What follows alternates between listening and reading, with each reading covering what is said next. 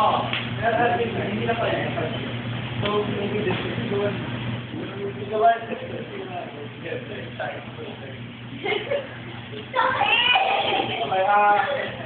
number 2, yung na sabi nga ako nila.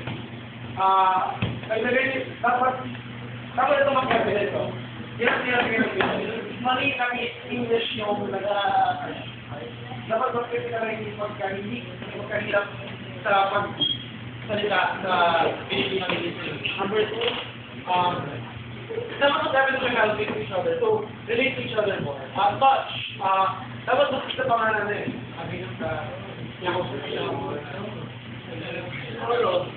Something like that. Dapat nalagay yung visual progression na pataas. From a Loro!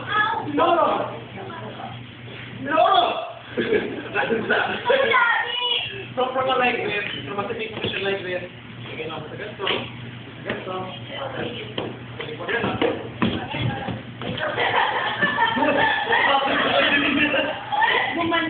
Okay, so one more.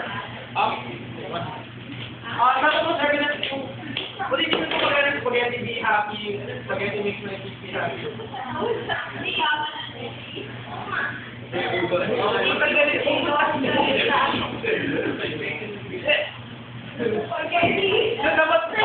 Dapat mas Pinoy na sa huli.